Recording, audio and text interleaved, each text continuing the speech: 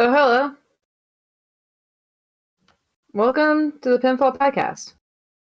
I'm your host, Liz.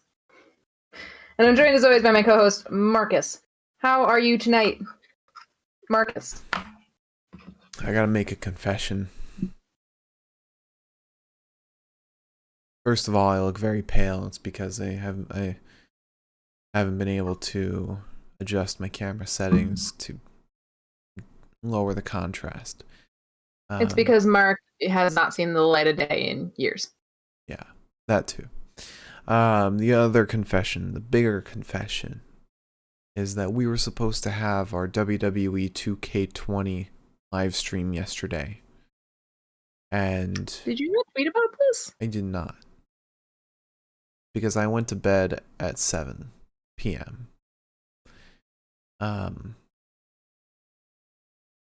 We did not have a regularly scheduled live stream, and that is my fault. I forgot to tweet about it, that we weren't doing it, because I had a 5:30 call time for my job today. Had to get up at 3:30 in the morning, and needed to go to sleep at 7. And that would conflict with our live stream, which would normally go live at 10, right after NXT. So, we will be doing that live stream again on Friday. Right? Friday? Did we agree on that? Could have sworn we did. Okay. We did. So Friday night, after SmackDown, or we could. Do you want to do during SmackDown? Do it a little earlier. During could be fun.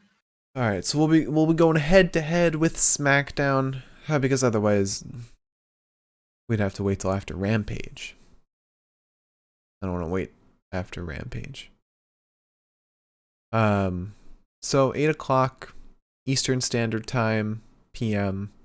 We'll be going live on Friday with our WWE 2K20 live stream. Tomorrow's live stream, our post show for Impact won't be changed at all. That's still happening. The real reason, the biggest reason for this is because I had to swap out my hard drive, which took an entire day to install and set up. And then the next day, Tuesday, I was trying to reinstall everything, re-download everything, and trying to get my computer back to where it was, which is why I'm so high contrast, because I haven't downloaded everything I need for my webcam. So yeah. Excuses. I'm chock full of them. I want to introduce everybody to Dagger Earring Part 2. It's a little different. This one I had to literally, I've got to screw it in. That is the only way that I can, get it to go in. Oh. Yeah, it's super weird. This one I got on Etsy. So hopefully it's, safe. Mm-hmm. I think it's pretty neat. Yeah. It's bigger than the other one. Not by much, though. A little bit. Ooh, you're lagging quite a bit. Of course I am. What's new? So Dynamite. Dynamite happened today. MJF for CM Punk. Great match. Fine finish. Yeah. Fine finish. You just didn't like it because it was long and you had a headache.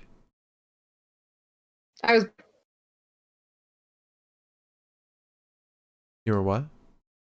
I was bored.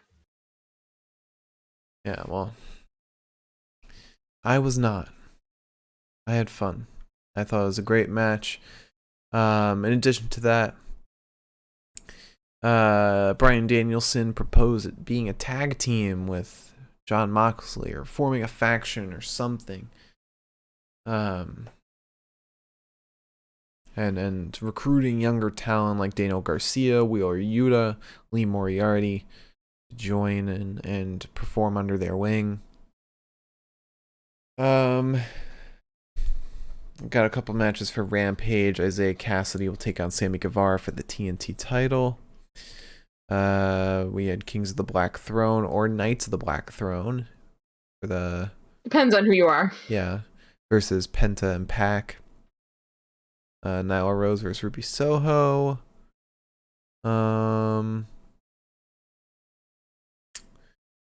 Then some lead up to next week with Lance and Adam Page.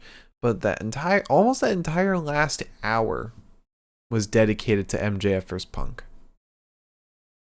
Which is very surprising. I guess not really, because they're the same promotion to put on a 60-minute match. 2 60-minute matches. Wait, no. Kenny versus Danielson. That wasn't... That was 30. It was 30, okay. So 1 60-minute match. But yeah. That's pretty much it. Not a whole lot happened in this episode. Mox fought Wheeler Yuta also, who was supposed to be Brian Kendrick. We'll talk more about that. Do you have that in the news section? Okay, so then we'll talk about that more in the news. Speaking of which, news? Yeah, you want to talk about the news? Yeah, let's talk about the news. I've changed the graphic for this. I replaced Cody with Sammy, but I haven't been home all day to implement the new graphic and put it in. That's why Cody is still here. Just kidding. This is for my fantasy booking. Cody wins it all. You hate to see it. Cody wins all the titles, even the women's titles. Even the FTW title. Alright. Let's talk about some news. First piece of news. Oh, I don't know. Let's just start with WWE. Shane McMahon was let go. And they keep saying that he was quietly let go, and it's like, everybody knows about it now. I don't know how quiet it was. But quietly, as in there was no public announcement by WWE. Right. But still. And then, in addition to that, Sami Zayn crashed the premiere of Johnny Knoxville's Jackass Forever movie. And apparently he got into an altercation with Johnny Knoxville and got thrown out. It was like this whole fucking thing. Yeah. Which... Drew McIntyre gotta was love also a crossover. there. Drew McIntyre was also there. Okay. Yeah. That's weird. But... good for him. Welcome, T-Rex. Good to see you. Hey. So also there's some news. Keith Lee, Karrion Kross, Mia Yim, Ember Moon, Harry Smith / Davey Boy Smith Jr., Oni Lorcan, Graham Metalik, Lindsay Dorado, Eva Marie, and Nia Jax are all now free agents. Ember Moon is going to be at Warrior Wrestling fighting Thunder Rosa. That's the first booking I've heard of so far. I think she's going by the name Athena. Karrion Kross, now known as Killer Kross, will also... I don't know the name of the event, but he's going to be fighting Flip Gordon at some event, some indie event. Oh, God. Scarlett's also booked at that same event. Don't know who she's fighting, but she is wrestling.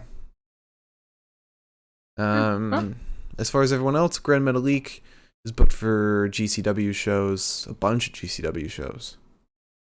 Booked for one coming up, I think. Yeah, I think their closest one, and then a bunch more. Let's see, GCW. I think I have the card right here. Yeah, Can't wait to at run out of water in 5 minutes. the coldest winter, which is February 26th. That's not the nearest one, but he's Mascara Dorada, which is what he goes by now, Gold Mask. He's facing Gringo Loco. Let's see. I think he's also on If I Die First. No, he's not.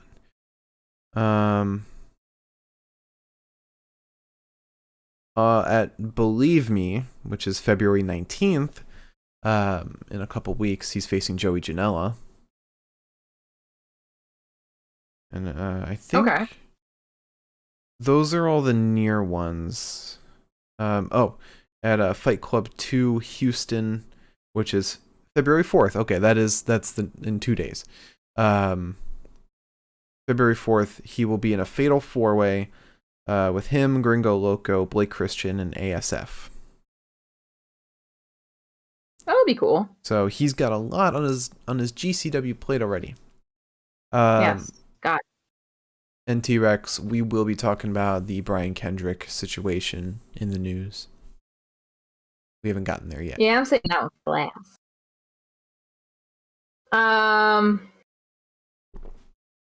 Also, Jeff Hardy, it was confirmed by Matt Hardy that Jeff Hardy did pass his drug tests and he was offered a Hall of Fame spot from the WWE. I believe at this point Jeff Hardy has turned it down because why the fuck wouldn't he? Yeah. Yeah, they didn't trust him for whatever reason. Yeah, I don't know. Also, X-Pac's in-ring return was announced for GCW's Welcome to Heartbreak. He is going to be fighting with Joey Janela against Matt Cardona and Brian Myers. It's going to be sick as fuck. I can't am wait. so excited for that match. Yeah. It's going to be the best. That's going to be fun. And then another Hall of Famer, Ricky Steamboat, was announced for MLW's Super Fight. Ooh. Yes. It does not say who he will be fighting, as far as I know. Ricky but it looks like it might be. Gotta be old. He's 68. Yeah. But he was announced for it, so I don't know what capacity, but maybe he'll fight Savio Vega, who's 57. Please, oh my god. Also, Steve Macklin from Impact is in talks with NJPW for God only knows what. I assume that'll be so sick. A little hang time. I want to see him in New Japan so bad. I hope it's like, it'll probably be New Japan Strong, which will be fine. But I'd love to see him on New Japan Prime, just for a little bit. Yeah. And with Impact's crossover with Bullet Club, there's a chance for something to be worked out, I'm sure. Yeah. Miriam said all these old men still fighting, but we won't get Tully versus Arn in a real fight. We should. Bullshit. We should get them fighting. Also, speaking of New Japan, Chase Owens had his contract renewed. God bless us all. And no one cares. On top of that, yeah, I know. But on top of that, another NJPW star, one who I personally find far more tolerable, Juice Robinson. His contract is officially expired. He is now now a free agent. Fuck me. He has a couple shows coming up, but besides that, nothing else has been announced. Hopefully he just resigns. Otherwise, maybe he'll be Impact full-time, which would be very cool. Maybe he'll... Yes, but what is he going to do without David Finlay? I'm sure Finlay will go with him, or work dates with him. Juice could also, I don't know, fight with the Ring of Honor guys. Because he used to be Ring of Honor. Yeah, that doesn't fix my Finn Juice conundrum. Finlay also, he shows up at Impact. They work dates together. They plan for those big events. or rather, they work one day, and then they have an entire month's worth of shows. Yeah. All right. Also, AEW officially announced their Who We Are Celebration of Excellence Volume Number 1. That is their hip-hop album that they are putting out in celebration of Black History Month. It's going to be inspired by the stories of a number of AEW stars, including Jade Cargill, Red Velvet, and Mark Henry. The track list has also been announced. It's got Bootsy Collins is on it, which I thought was shocking. It sounds legit, to say the least. There's gonna be Red Velvet, Nyla Rose. Not like these are not people that are performing. It's their stories. right? So Nyla Rose, Red Velvet, Sunny Kiss, Jay Lethal, Jade Cargill, Sean Diaz, Caster, Brandi Rhodes, Anthony Bones, Anthony Ogogo, Private Party, Mark Henry, Top Flight, Will Hobbs, Kiera Hogan, Lee Johnson, and Scorpio Sky. All of their stories will be on this album. I assume it's like each song per like one song per wrestler in their story. Yeah, that's pretty much it. Also there's Ricky Starks. Sorry, I missed that. That's a pretty sizable and album. Max Caster will be on the Max Caster will be doing the doing his story. Will be performing his story. Okay. Will we get Anthony Bowens shouting Spotify, the acclaimed? Hopefully in the background. It's sort of like the Jason Derulo. Except much more heinous. Oh no. All right, so let's talk about it. Let's talk about the thing that I saved for last. Yep. I was originally going to talk about, like, oh my god, Brian Kendrick asked for his release. Brian Kendrick got released. Mustafa is fucking pissed. That was going to be the news story today. And then that news story turned into, oh my god, Brian Kendrick got his release. Also, Brian Kendrick got booked on AEW about 5 minutes later.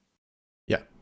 And then it turned into, oh, Brian Kendrick is anti-Semitic and believes that Sandy Hook was a hoax, among other conspiracy theories. Yeah, lizard people, a whole list of things. There was a whole Twitter thread going through these videos that released. I believe it was 2011.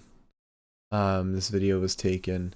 And it's not like, oh, it was a while ago when he was younger. No, he was 32 when he said this stuff.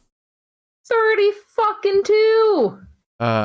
Now, that resulted in him getting pulled from the card, from AEW's card, like an hour or two before the show. Replaced by Wheeler Yuta. And an hour ago, Brian Kendrick tweeted in response to this. He said, and I quote, "I apologize for all the hurt and embarrassment I have caused with my words. These are not my beliefs and never were beliefs of mine, and I crossed the line. I spread the most vile comments without thinking of the damage it would cause. I will live with this regret for the rest of my life. I am truly sorry for the pain I have caused." No. If they weren't your beliefs, then why did you say them? Yeah, he voiced those beliefs. And usually when I don't believe something, you know what I don't do? Talk about it on video? Yeah. Now I fully believe I will live with this regret for the rest of my life, yada yada. Whether or not he's regretful of this being uncovered or saying it in the first place, we'll never know for sure. But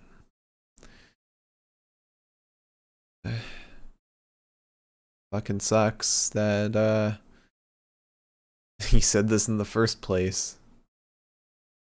fucking sucks that he believes it. Or believed it, sorry. I don't know if he believed it. I guess you're right. It fucking sucks that he said it. Yeah. Yeah. Fucking embarrassing. Now, I want to say more about this. If like there's nothing more really to say, because all of this happened in less than 24 hours. Yeah, it's been a whirlwind. Like I found out Brian Kendrick was on Dynamite last night when I woke up after an hour of sleeping. And then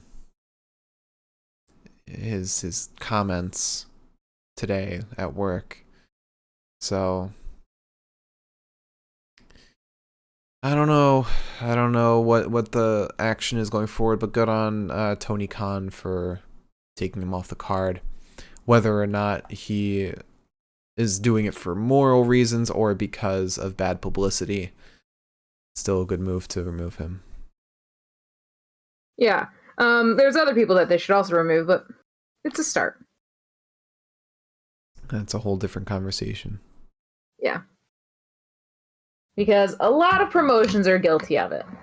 It's not just AEW. It's also definitely a bad look when having a guy who said very anti-Semitic remarks, having him on the same show where you have a Jewish man main eventing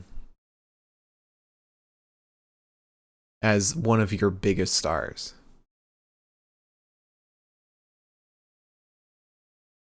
Hopefully he doesn't believe that stuff anymore.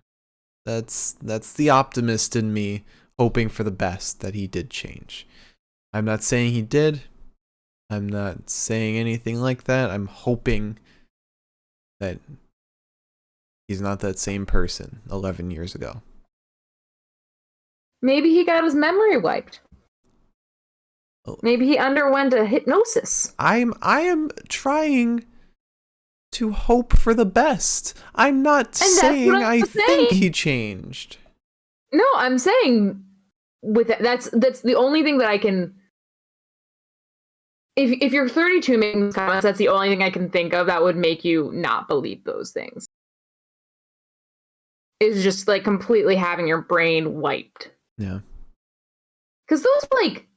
You have to think about that shit, you know? It's heavy conspiracy theorist shit. Stuff that is unfortunately very prominent nowadays. And from what I've heard, I've seen on Twitter that a lot of wrestlers apparently believe this stuff. I think it was a wrestler who... Oh, no. AJ Gray and Seahawk were having an exchange on Twitter about like a lot of wrestlers believe in this, actually. But... I told you about it. I read the tweets to you as we were watching Dynamite.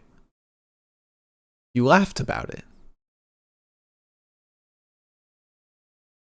But anyway. Yeah. Hopefully Brian Kendrick is one of few. Not one of many. Yeah. Fingers crossed. And hopefully Keep finding this shit out. Yeah, hopefully he, does whatever he needs to get those sick thoughts out of his head. Yeah, maybe take up yoga. I'm just tired of like finding wrestlers and being like, "Oh, this guy's so cool," and then having to sit back and be like, "Well, has he done anything horrible lately?" Jesus Christ. Yeah, we still got Johnny Gargano. Tiring. He's still good. So far, so good. That's what the kids say.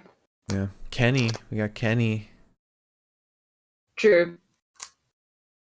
And, Kenny's my bike man. Kota Ibushi.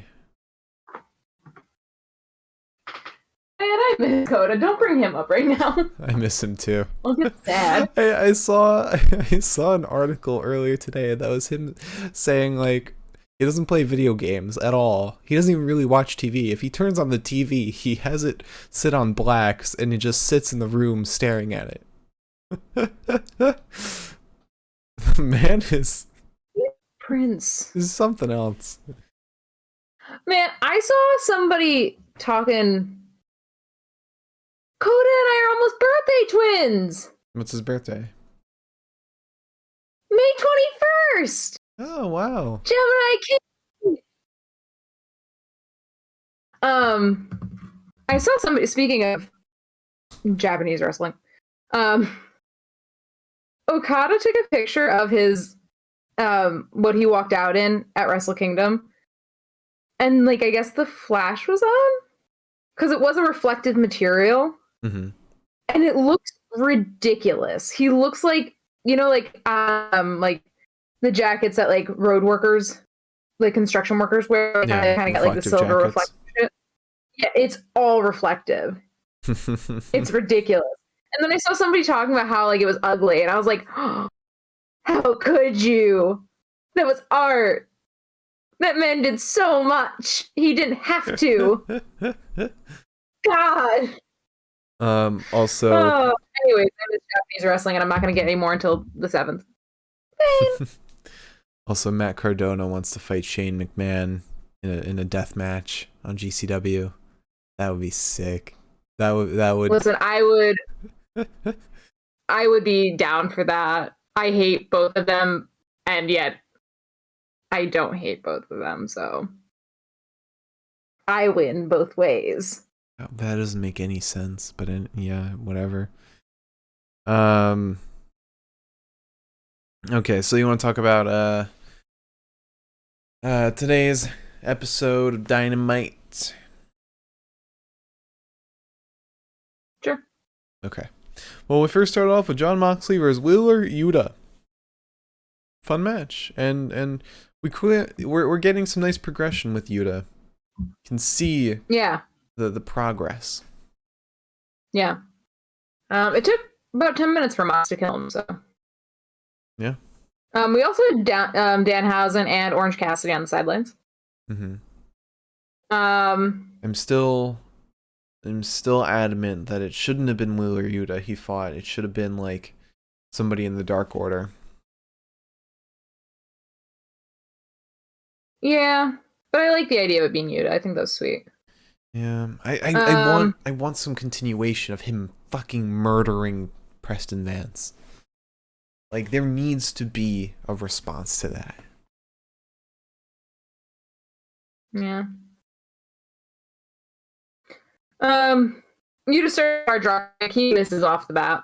Mox then gets distracted by Orange Cassidy, and Yuta flies out on him. In that same process, he gets distracted by Orange Cassidy, and then Danhausen curses him. And then, oh no, that's later. Whoopsies. Sorry, folks. I just got ahead of myself. Oh my god. Anyways. Mox gets distracted by Orange Cassidy. Yuta flies out onto him. Eventually, Yuta gets choked out, but Moxley ends up losing his grip. Yuta hits Moxley with the shotgun dropkick. He turns Yuta inside out, though, hits him with the pile driver. Then he starts like raking the back of Yuta. Ends up getting a dropkick onto Moxley. There's a Manhattan drop and a step up enziguri. Wheeler goes up top, but Moxley rolls to the apron. DDTs Yuta on the apron, and then Danhausen comes out of nowhere, curses Moxley. Yuta flies out onto Moxley again. We get a German suplex to Mox back in the ring, and then a roll through and up to Moxley, but Mox gets free, hits Yuta with a neck breaker. There's a lariat to Mox. Moxley just plants him. Or Yuta just plants Moxley.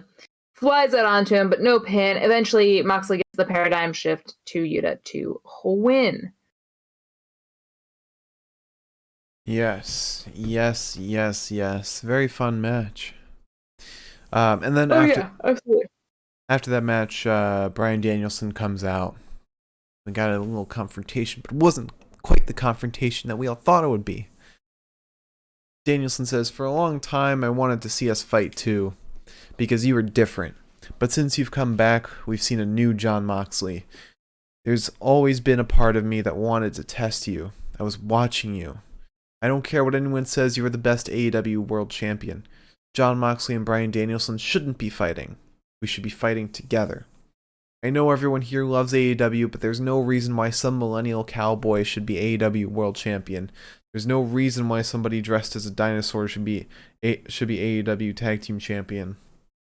Together, you and me, we could run this place. Whatever we want. What if we took somebody like Wheeler Yuta under our wings? What if we took Daniel Garcia away from 2.0? What if we took Lee Moriarty away from Matt Sydal? And we train the future of pro wrestling together. Even if they don't like me, they like what I'm talking about right now. In reference to the crowd. So John, I know this is a lot to put on your plate, so you don't have to answer right now. I want you to think about the possibilities. I want you to think about the greatness that we can create and the legacy that you want to leave. Why don't you think about it? Because Mox doesn't have a mic, so he can't really respond.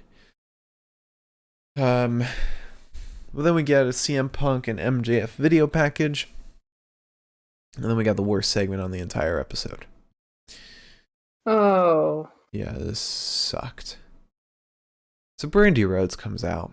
Every time she's come out, it's been lame. Recently. She says, I love every time I can get back to this town. I love coming back to Cleveland or Chicago. It's weird that she's going like full heel while Cody's like tweener.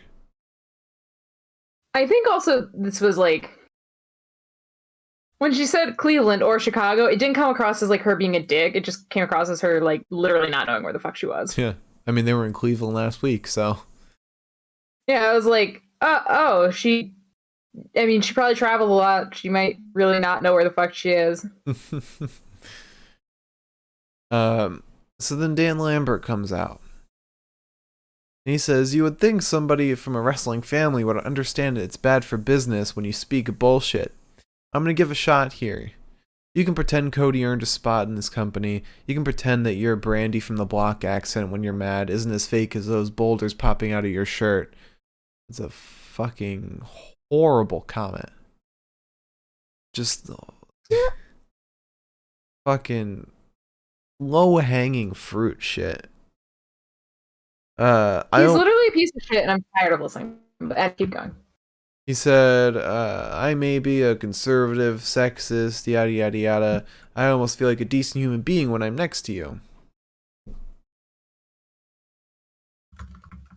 He's like, he railed into himself, which is like, I'm not sure if he's supposed to be a face or a heel right now. The fact that he's up against Brandi makes me think that he's trying to be face, but then you see him out with Hangman, clearly heel. Unless they're just doing heel versus heel stuff, which is fine. Yeah, I don't know. I know that you took him railing into himself as like him kind of like self-derogatory shit, but like at the same time, he didn't seem like I don't know, when you're like actually naming things that you truly are, it's like, well, you just made it easier for us to explain exactly why we don't like you. Well, I don't know who Dan Lambert is as a person, so it's hard for me to say for sure, but I wonder if this whole, like, because he was really laying on, like, the boomer gimmick early on, when he was talking about, like this generation and cancel, like, he still brings up the cancel culture stuff, but he was really hammering in this culture when he was up against Inner Circle. But it's kind of toned down. Now it's more general, bigoted stuff. It's not toned down. He's just zeroed in on being a sexist, misogynistic piece of shit. You didn't hear me. I said general, like he's covering sexism, cancel culture, like he's covering every aspect. Yeah, but like, why? I don't I'm understand. not arguing for him right now. I'm not, not. and I'm not arguing against you. Jesus, I'm just saying that I don't understand why AEW thinks like we want to watch this. Like, I get it. He's a heel. Great. But there are a ton of other heels that are just as good at being heels that don't have to be heels by like literally saying horrible shit. It's so confusing to me. Like, up against Hangman, that makes sense, because look at the catharsis of the face beating the heel, and like literally the millennial beating the boomer. It's good catharsis. It's much better than Chris Jericho beating Dan Lambert, and it's miles better than Brandi Rhodes doing anything against Dan Lambert, because she's also a heel, so the heel still wins. I don't know. It's very confusing. I'm tired.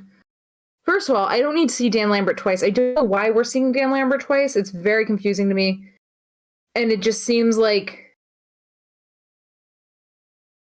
poor planning almost. I don't think it's poor planning. I don't know. I'm you don't see Alex Abrahantes twice. You don't see Matt Hardy twice. You don't see Andrade twice. You don't see fucking who the fuck am I? You don't see Jake the Snake twice. Why do I have to see Dan twice? Like, I get it, he's a loudmouth and like he's got a character, but like there's sometimes you see Matt Hardy twice if HFO's doing, but in different situations. Yeah. Like, these are two very vastly different feuds. I don't know. I guess we should ask Tony Khan. But I'm wondering with the whole Brandi situation if this results in like a real American Top Team versus Nightmare Family feud, and Cody like gets mad at Brandi, like, why would you start this? You're trying to just lay low or whatever. Like this causes some tension between Cody and Brandi because she's trying to go full heel, he's trying to restrain himself. Trying to hold back. Yeah.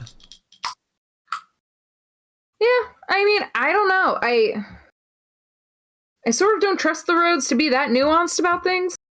Oh, Cody's a great writer, though. Oh, sometimes. He can do some really good stuff when he's booking for himself. Yeah.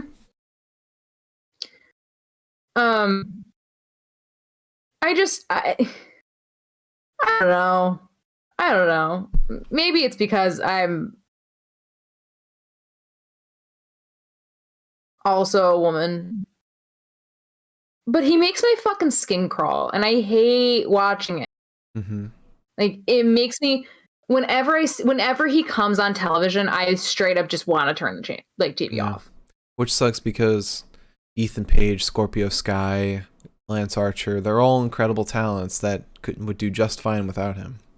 Like, yeah, and it makes me also miserable too, because it's like Dan Lambert's saying like this nasty, horrible shit, and Ethan Page and Scorpio Sky are like, oh shit, and I'm like, I want to let you two, you fucking assholes. Like, Ethan and Scorpio are great talkers. Lance, I want to like them, but I know I'm supposed to hate them, but like, I want to enjoy hating them. Lance is a fine talker, but he's got Jake the Snake. As we saw today, Jake, he can talk just fine. He's a great talker. And that's the other reason why I don't understand why we have Dan Lambert involved in that storyline. Because, like, yeah, okay, he's doing the boomer shit, but, like, could Jake not... Jake manhandled a python for most of his career. Could he not, like, convincingly call Hangman a pansy?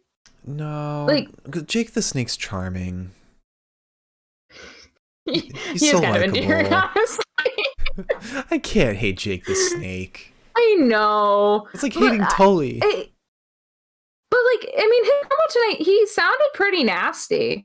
He didn't sound nasty. He sounded like you know what's coming, Hangman. The winds of destiny. I don't... I think I think that Lance is still getting more comfortable on the mic. And it feels weird saying that because Lance has been around for a while, but I don't think he's had to rely on being like promo. I mean, like a promo guy for a while. He doesn't even make promos much anymore. I mean, I think he did when he was feuding against Mox, but since his return and just before his return, he wasn't really on the mic that much. He was never really, he wasn't really on the mic. He did a lot of like recorded promos. Yeah. I don't know. All I can come back to on this is just that I can't handle watching Dan Lambert. Yeah. And all of his promos, all of his segments, they're all shitty. They all suck the life out of every episode. And it's the same shit now too, especially when he's like just doing Brandi, or even with just Hangman. It's the same shit. It's like, oh, Brandi's out there. He's gonna like make some stripper hooker comments. He's gonna talk about her tits, I guess. Like, of course he is. Yeah. And then Hangman, it's like, oh, he's gonna make fun of him for being a millennial. Like, yeah, baby boy, I'll just play last week's promo and we can. And I don't even understand the gimmick of American Top Team, because when it was against Inner Circle, they were all like MMA fighters, and Ethan Page and Scorpio were MMA fighters. I don't know about Scorpio, but Ethan was. Oh, I didn't know that. But now, Paige Van Zandt was just brought back today. Yeah. But besides her, it was just Ethan, Scorpio, and Lance.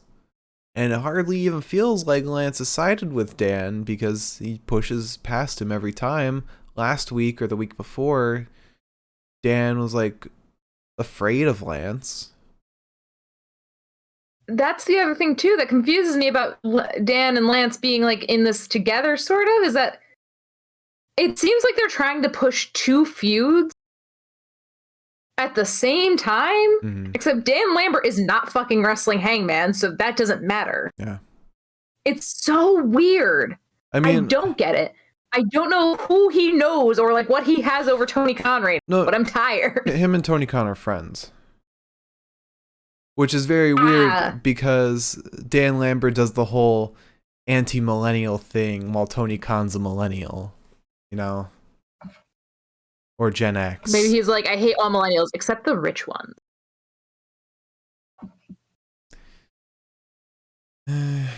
Again, there's that hope, that optimistic hope that this is all just a gimmick. It's all just a gimmick, and he's amping it up for the camera. Yeah, but we saw that fucking wrestling belt with the conservative flag displayed front. No, it's not a conservative flag, it's the Confederate flag. Sorry, conservative. That could be very offensive. I'm not sorry, but like, fuck. Whoopsies. Freudian slip, if you will. But he likes to collect belts, you know. Again, it's that hope. It's that hope that somebody's not shitty. I like to maintain that hope. I'll let you have your hope, buddy. I don't have any, but I'll let you have yours. Anyway, let me finish the promo because I never... Oh, yeah. Brandi then says, I feel like we should get to know each other. Most champions on your team in history. Things are going good for you, but not great. It is a little telling that your best fighter got his ass knocked out by Jake Paul and Amanda Nunes. Lambert says, all that charm and a quick wit too. Don't you think it's time your whole family goes heel? The only face turn they'll accept is your job, which is to turn face down. Your former job, which is to turn face down. And it's always so cringy when anyone brings up like a face or heel turn in a promo. Brandi slaps Dan Lambert. Dan says, I had a feeling you might be in a fighting mood tonight. I'm not the only person who has slapping the shit out of you on his bucket list. I got a better idea for you tonight. And then Paige Van Zandt comes out, attacks Brandi. For some reason, the whole women's locker room empties. Like, why? Yeah. There are also some women that I've never seen before. Probably dark women. Yeah. So then we go to the AHFO. God, I hate that name, AHFO. I do too. I wonder how long it's gonna last because it does not roll off the tongue. Yeah, I think Darby will kind of be the splitting factor. Maybe Andrade can't get Darby, and Matt Hardy gets mad at him because he can't fulfill the one thing he promised. I don't know. Mm-hmm. It's very. This is like one of those stories that makes me love AEW because like literally anything can happen. It's not predictable. Yeah. So Matt Hardy says to the Private Party, he says, "You failed to bring the titles to the AHFO. I want that title." Andrade walks in. He says, "You lost last week. What happened?" Matt says, "It was an embarrassment. For the TNT title, Isaiah Cassidy will be facing Sammy on Rampage." Andrade says, "I don't want any mistakes." And then Isaiah slips up. He says, "I'm going to take his title tonight." Because it's being filmed tonight. But it's not being released tonight. Isaiah. Let Isaiah have it. And I feel it. I might also take his girl. Isaiah and Ty Conti. Listen, let the boy shoot for the moon. God. Matt Hardy then says, "Why is Darby not signed yet?" And Andrade is like, "I don't know. Maybe he wants more money."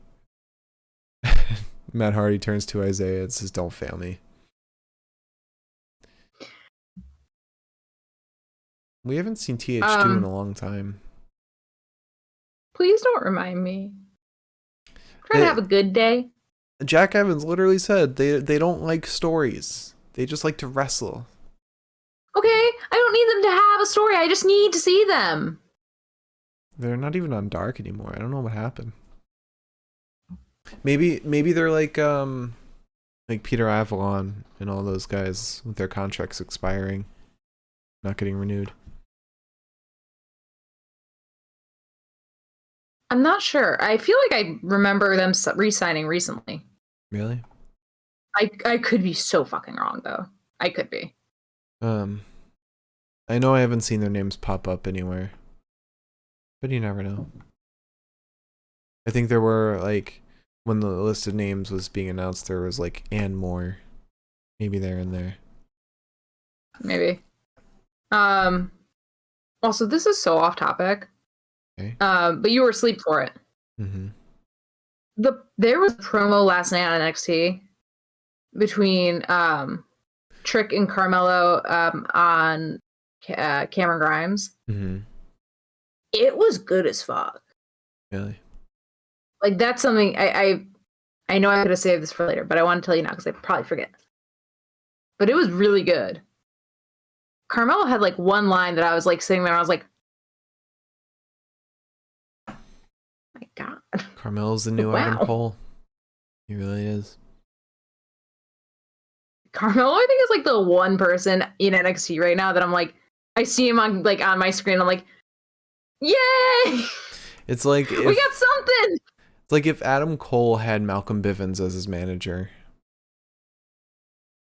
I feel like Trick is even better than Malcolm. I'm sorry. Well, I think Malcolm's more like comedy oriented. Trick can be a hybrid. Yeah, he goes both ways. Yeah. But anyways, yeah. That's all I have to say. I just knew I would forget if I didn't tell you this now. Yeah, they're both. I'm firm in my belief that NXT 2.0 does have great talents and the foundation of a good promotion, but they just need better writing. Oh yeah, there were like 3 separate instances last night where it was like a romance storyline, like separate romance storyline. I don't mind the Malik Idris one where they're just crushing on Mandy. Like that's nice. It's normal to have a crush on someone. There was that. There was Brooks. Briggs. No, Brooks. Oh. The other one. Crushing on Caden, I think. One of the two of them. There was Persia crushing on Duke. Oh, Not Dexter. Oh, God. Imagine that feud. You know what? Maybe. But yeah, it was just like all this shit, and I was like... NXT 2.0 is high school. It's literally high school. You literally got Chase U. I mean, like, Joe Gacy. Joe Gacy's like the conservative kid. That everyone wants to shove in a locker. Yeah. But he's got the bigger conservative kid. I don't know. The bigger, scarier conservative kid. I don't know. I'm making shit up. But I've seen a lot of comparisons to high school. Yeah, no, you're not wrong. Anyways. Wish William Regal was still around. Anyway. So then we had Kings of the Black Throne, or Knights of the Black Throne if you're the graphics guy, versus Penta and Pac. This match was fun. This match was fucking ridiculous. I love this match. Mm-hmm. So, Kings of the Black Throne, they come out. They're looking fantastic. Ever. Loving it. And then Penta comes out first. And then Pac comes out. Using Alex Abrahantes as his fucking, like, guide dog, basically. Which is even more fucked when you realize what happened later. He could see the whole time.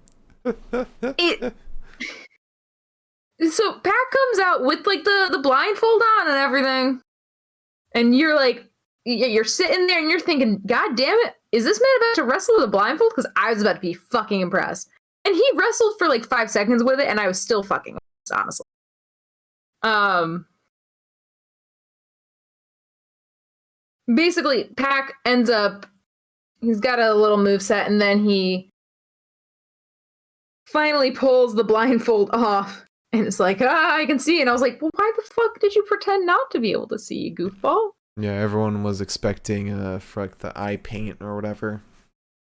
Yeah, I was also like even just expecting like contact or something. Yeah, but maybe it's a swerve. Like maybe it'll come out at some point. Maybe Penta's now cursed. That's what I was thinking. I wonder if that's the swerve. Maybe maybe someone will come in from outside and just join, like Tony Deppen. Nah, Tony's busy. I would kill for Tony Deppen to join House of Black right now. That'd be so sick. Ironically, Tony Deppen just had a child named A Ray of Sunshine. And yet he's still working GCW. He's wrestling Thunder Rosa soon. That's gonna be so much. That's gonna be like match of the year for me. I love both. In context, I love the idea of Tony Deppen joining House of Black and like within like the kayfabe.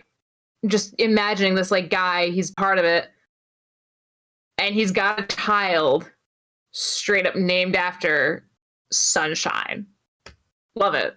Meanwhile, love it. I think it's beautiful. You have one man in a band named God's Hate. One man with 8 cats. Oh, yeah. And then Julia Hart, who has a snake that just she has on her lap. Still my favorite thing in the world is that Julia Hart has the fucking snake. And Malachi has the one with 8 cats. And several of them are like the squished-faced cats. Oh, like the Japanese they ones? Look perpetually pissed off. Oh, okay. Yeah, like the pug-faced ones. Yeah. I remember I saw pictures of them and I was like, that's a face only a mother could love. Imagine if Tony Deppen joined House of Black, but like Malachi and Brody came out to God's Hate, and then Tony comes out to his I forget the name of his song, but When he's We built this city. Yeah, we built this city. The worst song ever. God. Uh, Okay, so we get. I don't know the name of this move. I used to know the name of this move, and I haven't because I just. It's been a minute since we watched Lucha Bros or Death Triangle or anything of that ilk, for that matter. What is the thing where Penta drop kicks a guy in the butt? What is the name of that? I don't know. It's a move. No, it's a fucking move. Keep going and I'll pull it up. Okay. But he does that. Pac holds Malachi in place. Also, Pac is wearing his typical trunks, both red piping on the front, and then a black armband and a red armband, which perfectly matches Malachi's black and red Muay Thai shorts and Brody's black and red trunks. Which I don't know if that was like too obvious to be like a sign, but if it's not, it's not. Eventually we get Penta in. He hits a sling blade to Malachi and to Brody. There's a DDT to King and a kick to Malachi's jaw. Eventually we get a shotgun dropkick to Brody from Pac and a backstabber to Malachi from Penta. Once Pac is the legal man, Malachi hits a sliding knee to his head. We get a brainbuster to Malachi and Brody King bops in to break up the pin. Then we get a kick upside the head of Brody King from Penta. And then a thrust kick to Malachi from Pac and then from Penta. Pac goes up top. He gets sent off, though, by Brody. Perfect tuck and roll. Perfect little tuck and roll. Eventually, Malachi hits Penta with the Black Mist. Sits politely as Brody they get off the Dante's Inferno. Then he sits politely as Brody King covers to win. Bada bing. I can't find the name of that move, but oh well. So after that match, we get Adam Cole backstage, and he says, "I'm still undefeated in singles competition. My record reflects that. Orange Cassidy didn't beat me. That was a fluke in my record.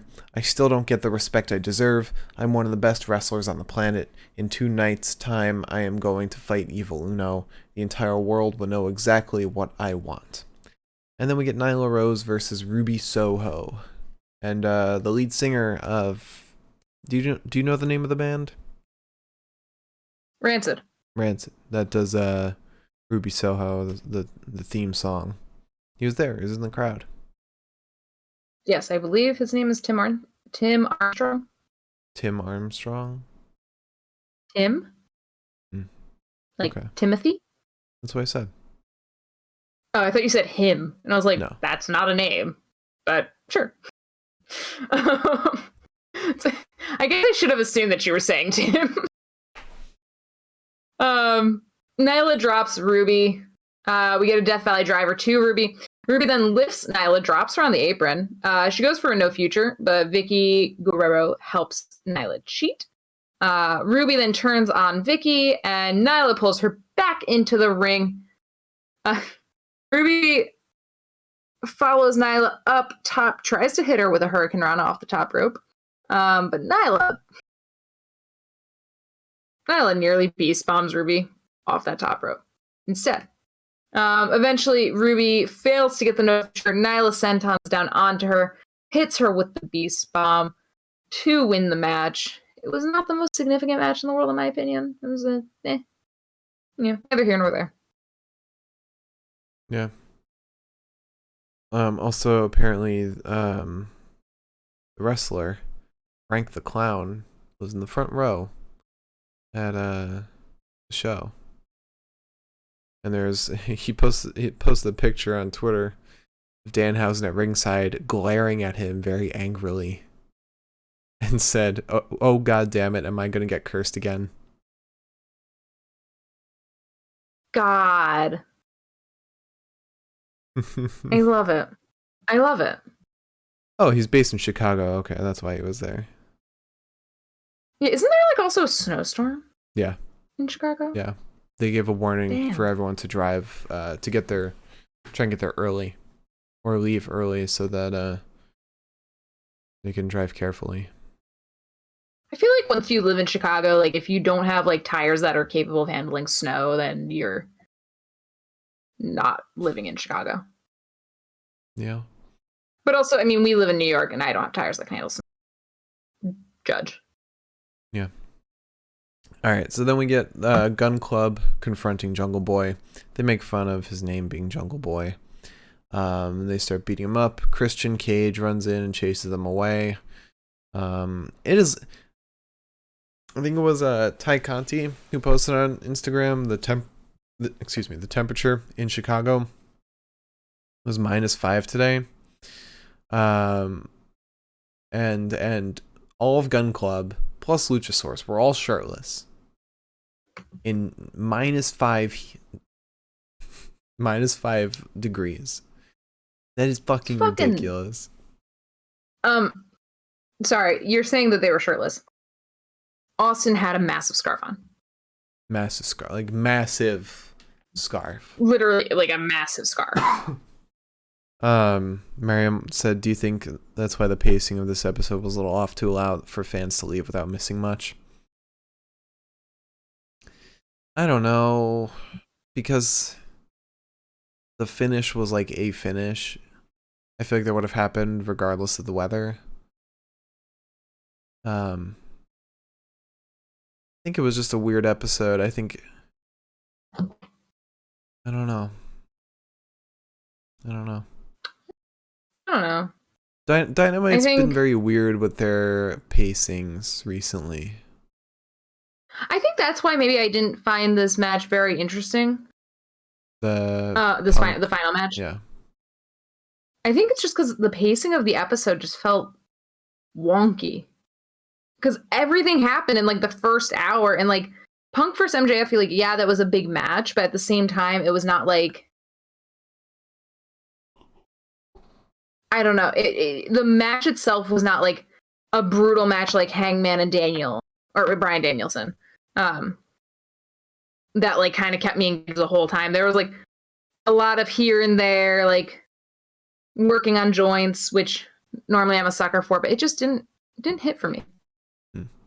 It's a shame.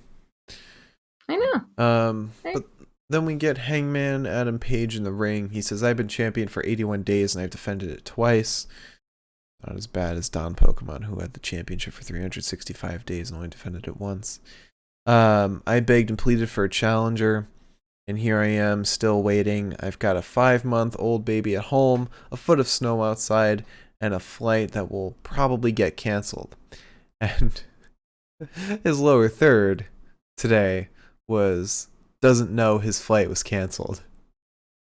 But he had an inkling. I really don't give a shit about the Texas death match. I need something, and I don't need it next week. I need it tonight. Why don't you get your sturdy ass out here? That's how I'm going to refer to Lance from now on. Sturdy. And give these people a fight.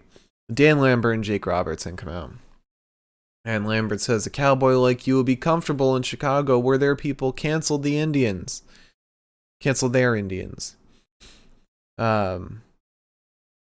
Jake Roberts says, "People are starting to tell me you act different. You having nightmares? Smell something? I bet it's fear." Like, he says this shit. I'm like, you're just a creepy, foreboding old man in the movie.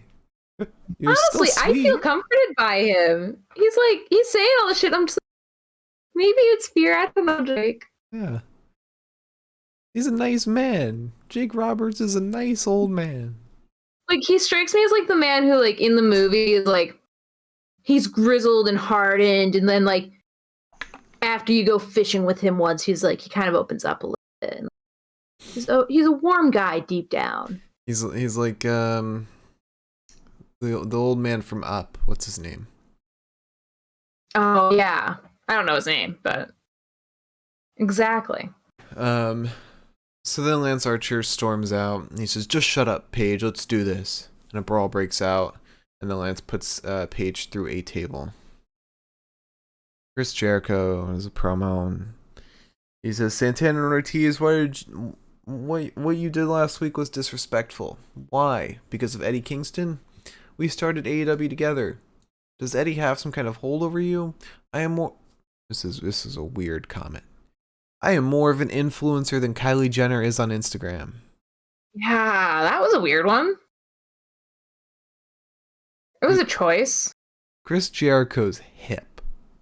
That's why he feuded with Dan Lambert first. He's a man of the people. So then he said, I'm demanding a full Inner Circle team meeting next week live in the ring. Attendance is mandatory. This was real life. Imagine your team at work. Your team at work is like, or your boss is like, I demand a full meeting in the middle of Times Square. Attendance is mandatory. It's dumb. Like, keep it so to yourselves. He's like, I want to hash out our problems in front of everyone. Yeah. So then we get MJF versus CM Punk. Yeah. I really like this match. I didn't even mind the finish too much. I didn't mind the finish. A lot of people don't like the finish. Mm-hmm. Fuck him. Just kidding. I didn't like the whole match, so what am I to say? MJF is being really evasive for a while. He gets a few blows to the chest from Punk. We go to the stands. MJF gets dropped onto a railing, and then we get 2 spine busters. Punk gets sent into the ring post once we're back in the ring. There's a crossbody to MJF and a neck breaker to MJF and a bulldog to MJF and then a body slam on the apron to MJF. Punk goes up top. MJF wiggles the rope, sending him down onto his unmentionables. Punk, however, gets the Pepsi twist off onto MJF and then he starts getting choked out. And MJF has taken a piece of tape from his wrist and wrapped it around Punk's neck and then put him in a headlock to obscure the tape that's around Punk's neck. He was using it as a garrote, but he couldn't hide it and throw it away, so he wrapped his arm around in a chokehold. Right. And Punk is knocked out. And we still have half an hour left of the fucking episode. Well, to be fair, Sean Rossap pointed this out on Twitter. There's a difference between being choked out and getting knocked out. Okay, yeah, sorry. He was choked out, but still. Mm-hmm. 30 minutes left in the episode. Bryce Remsburg says MJF's the winner. And I was like, there's no way in hell this is where this fucking match ends. There's no way in hell. Because there's nothing planned for after this. Yeah. Like, what are we going to do? Sit in silence? Talk about our feelings? Britt Baker has another promo where she's yelling at Tony Schiavone. No, then Adam comes out and fights Tony. And the tape falls from MJF's arms, and Bryce sees it, and he says, as Punk is laying on the ground, gasping for breaths, he's like, we're restarting the match! And I was like, if I were Punk, I'd just be like, fuck you! I'm gonna lay here! He had time to rest. Punk immediately goes to roll up MJF, and at that point I was like, wait, no, it still can't end here. Like, there's still a fucking half hour. He gets a second win, though. Hits a Manhattan drop, which is all inverted atomic drop. They just kept saying Manhattan drop for some reason. And a lariat. There's a springboard clothesline to MJF. MJF ends up getting like this funky little cloverleaf arm breaker submission hold on Punk. Punk gets free of that. Gets MJF into the STF. Punk can barely hold on to it because his arm's fucked up. Punk then hits a poison Rana to MJF. Oh, God. Mind you, Punk also nearly poisoned Rana himself. Yeah, he didn't. Because...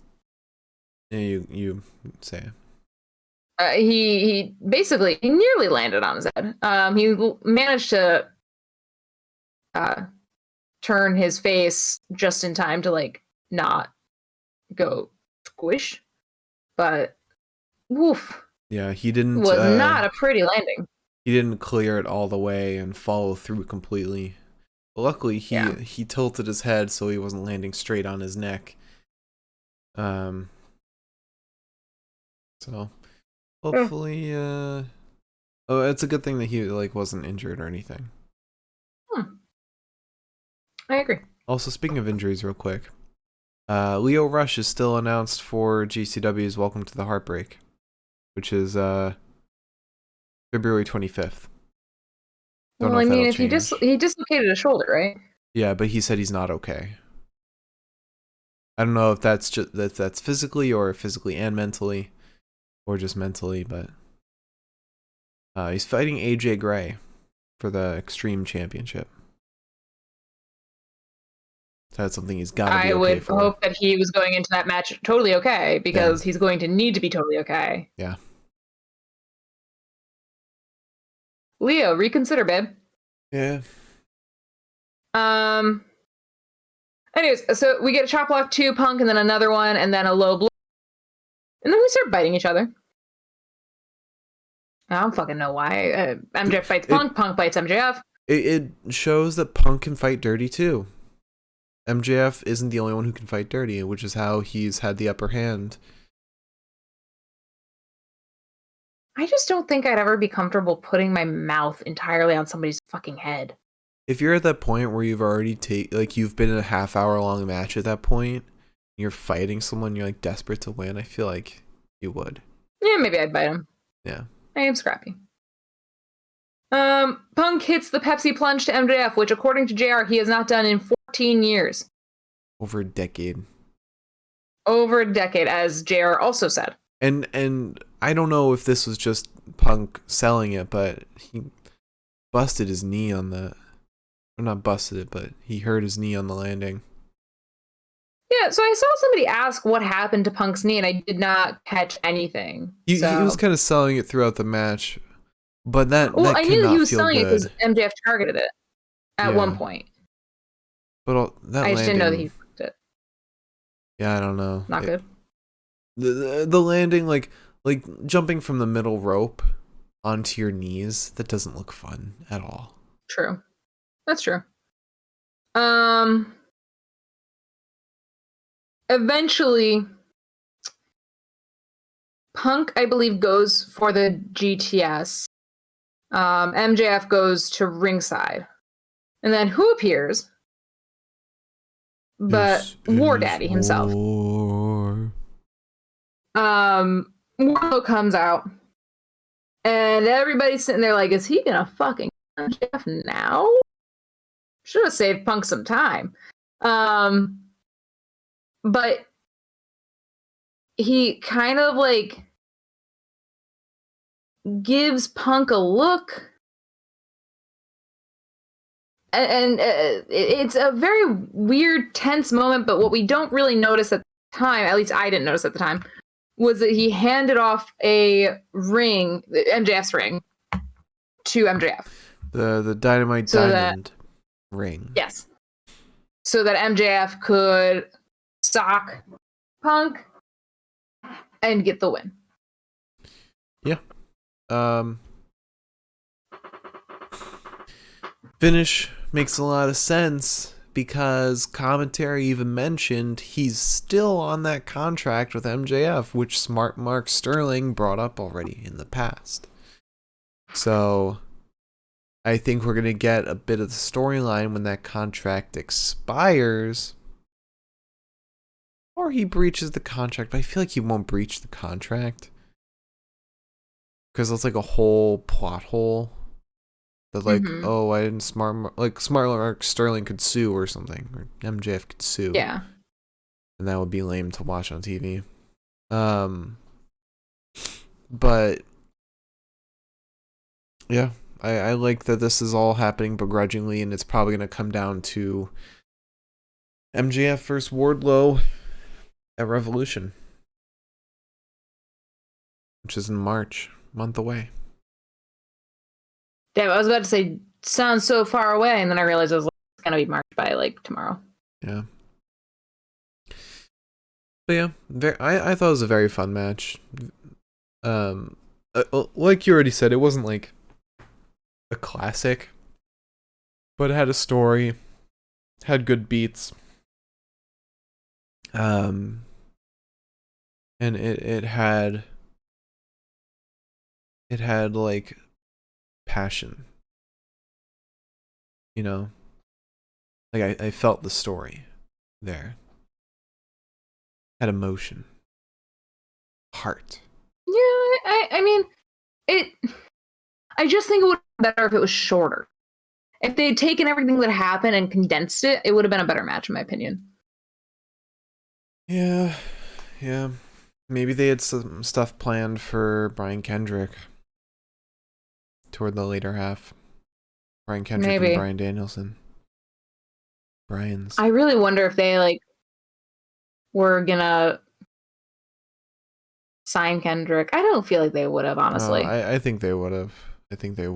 You do? He's a pretty big name, and him and Danielson have a lot of history together.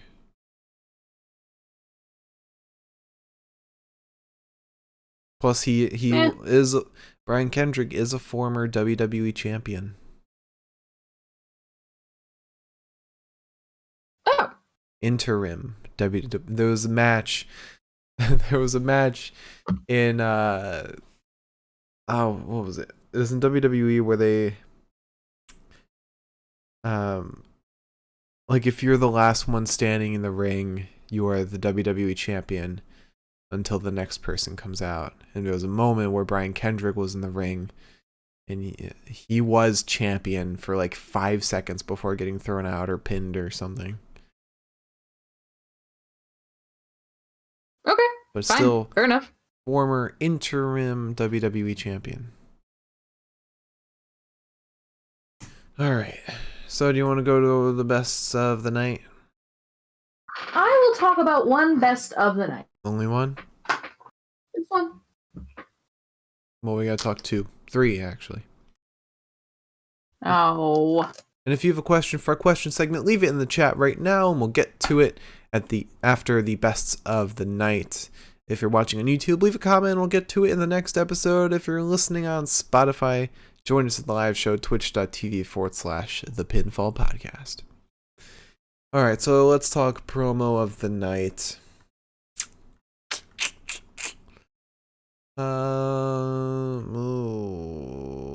It's easy. Danielson and Mox. Hell yeah. Very easy. All right, let's talk wrestler of the night. You didn't wrestle at all. Wrestling Pete's does not count. What about my emotions? It doesn't count. That's a dark match. Don't you know it? All right, so 3 wrestlers. You ready? Yeah. Pac, CM Punk, and MJF.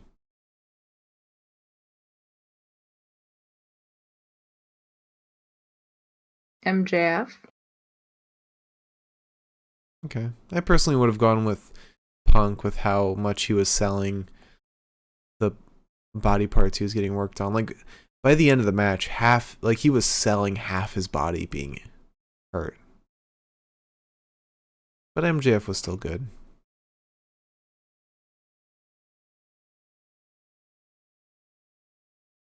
You still want to go with MJF? I'll go with Punk. Okay. If you really want to go with Punk. I just love it when someone sells. Like not just bumps, sells. Like, sell that shit through the whole match. Yeah. Let's go with Punk. Okay. Alright, so match of the night. I don't know if you'll agree with my pick for match of the night, but as always, we go from the worst to the best match of the night, and then we'll talk about which one is the match of the night. So, the worst match of the night tonight was, with a 5 out of 10, Nyla Rose versus Ruby Soho. So someone came out. Did someone come out to distract in this match or something? No, Vicky distracted. Okay. Yeah, I mean, it was a pretty decent match. It was pretty decent. Yeah, I mean, it wasn't a bad match. It just wasn't. Wasn't spectacular. Yeah. Next up, also with a 5 out of 10, Jon Moxley versus Wheeler Yuta. It's great to see the progression that Wheeler Yuta is showing in the ring and as a character. Very good stuff. Next up with a 6 out of 10, Kings of the Black Throne versus Pac and Penta El Zero Miedo. Very fun match. This was pretty fun. Bit with Pac removing his eye cover, his eye rag. It's cool. Unexpected. Personally, my pick for match of the night, I have a feeling you'll disagree. MJF versus CM Punk.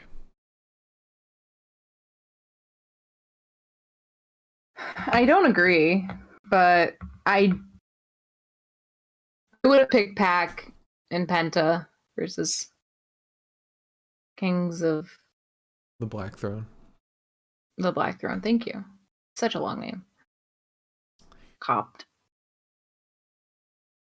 It's hard to argue against anything with Penta and Pac. Even Malachi. I know. It was a good lineup for the match. It was just a straight up fun match. Alright, we'll go with it. Yes. Also, at one point, Dan Lambert, by the way, in his promo with Hangman, said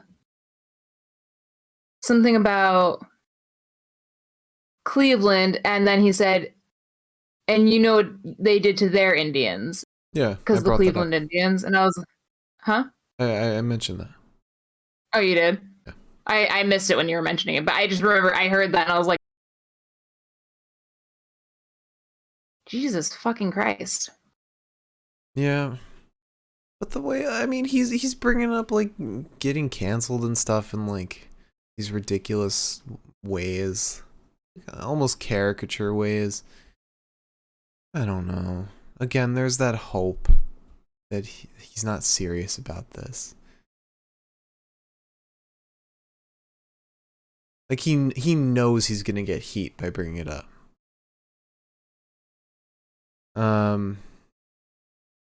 What's the name of the? Oh, they're the Commanders now. The Indians are now the Commanders, I think. Oh, I didn't know that they had actually come up with a new name. Washington Didn't they? Command. Oh no, like sick as fuck. The Redskins are now the Commanders. Oh yeah, because they were like, oh, we don't want to be Washington football team. And I was like, why? It's perfect. Yeah. What's the Cleveland Guardians. They're the Guardians now, and they've got like cool ass fucking jerseys and everything. But also, that's Cleveland. They're yeah, I don't even know why he was bringing it up. Wait, did Brandi confuse him? Maybe. Oh god. Yeah. Look at this. Look at that cool. Oh, go away. Oh, the Guardians. What a cool logo. Yeah, the Guardians have a sick logo, a sick name too. I don't know what they're the Guardians of, but it's still cool. Yeah. Morgan's Miss joining in about the Brian Kendrick stuff. Yeah. He was a wrestler we all enjoyed. But now he sucks. Anti-Semite. We don't stand for those folks here. Alright, so you want to answer some questions? Yeah, I'll answer a question. Alright, so again, if you have a question for a question segment, leave it in the chat now and we'll get to it. We'll answer it. We'll talk. If you're watching on YouTube, leave a comment. Spotify, join us live, twitch.tv/a pitfall podcast. Alright, so Miriam asked, who do you think is going to feud with Britt next, and who do you think will be the one to take the title off her? Well, I got an easy one for taking the title off. It's Thunder Rosa. Yeah. As far as... I think...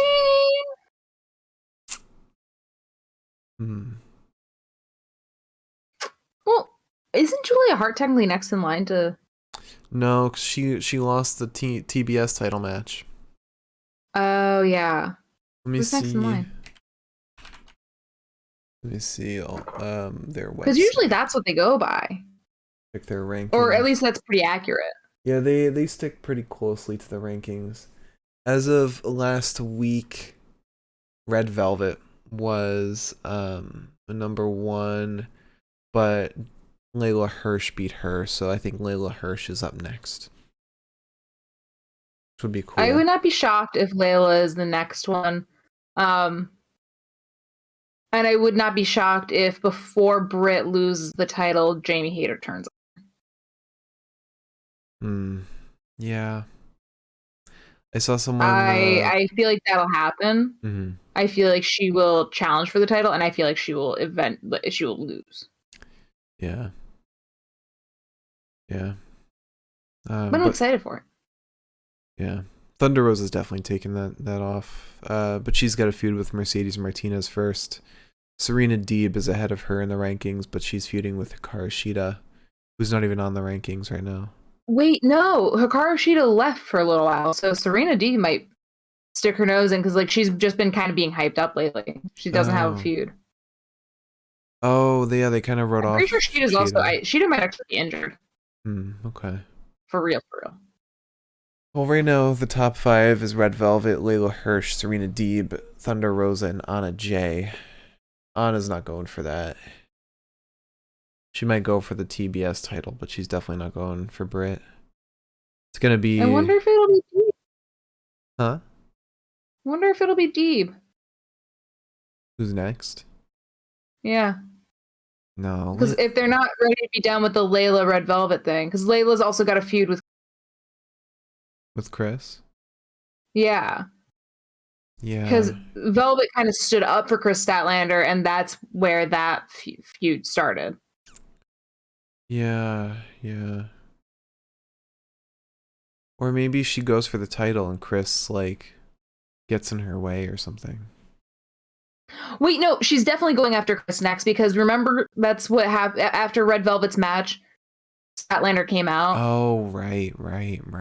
And, like, ran after her. Yeah. So I would put my money on Deeb. Yeah. I don't like Serena Deeb, but I'm going to put my money on her. Yeah, she's a good next pick. But, yeah, Thunder Rosa's easily the next champion. She's got to be. If it's not her, I'm going to be, like, insane. If it's not her, it's Ruby Soho, but after today's match, I highly doubt it. Yeah, she kind of got crushed. Yeah. I feel like Nyla Rose should be climbing up the rankings. Didn't Nyla just recently challenge? No.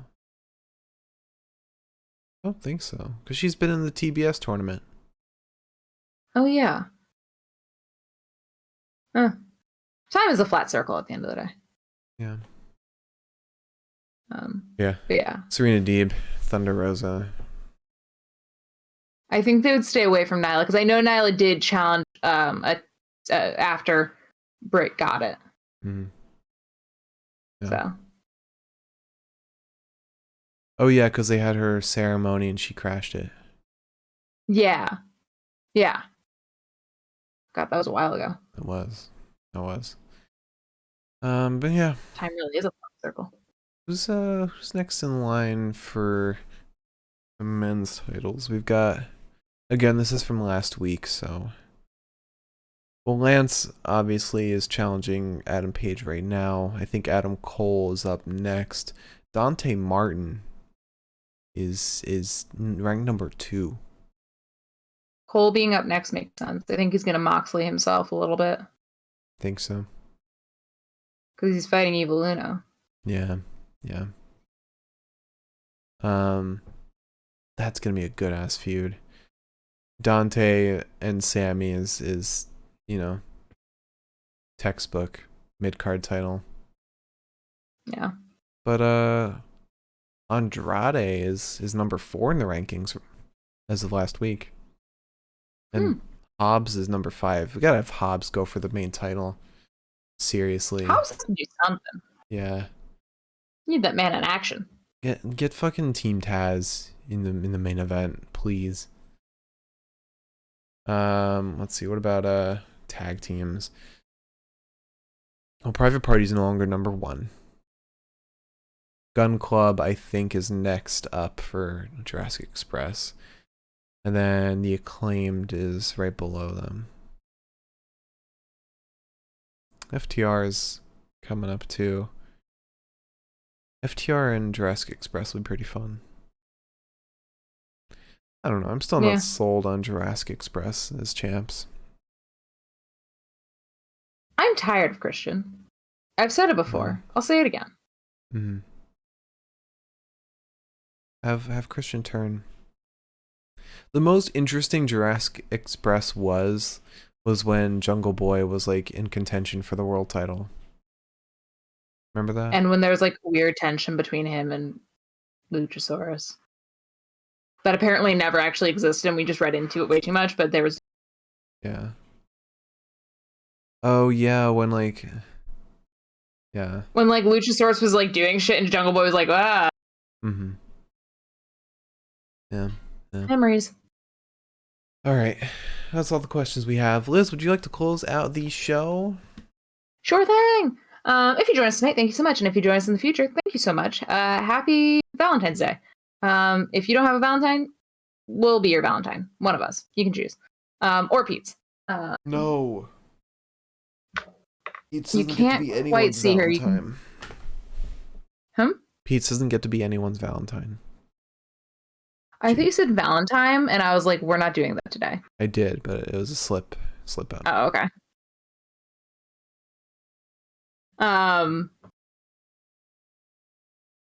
Please join us tomorrow while we talk about Impact, my favorite show. Is it? Yeah. We will get Crazy Steve versus Jonah. Macklin versus Jonathan Gresham. Again, but this is like Impact rules. No honor. And Vincent versus Josh Alexander. Vincent? Oh, really? Yeah. And maybe we'll find out why Eddie Edwards wouldn't hit Vincent with a kendo stick, because that was weird. Yeah, it was. That was fucking strange. I love him. I don't get it. All right, thank you all so much for watching. Also, don't we have God going for the tag title? Not tomorrow. Oh.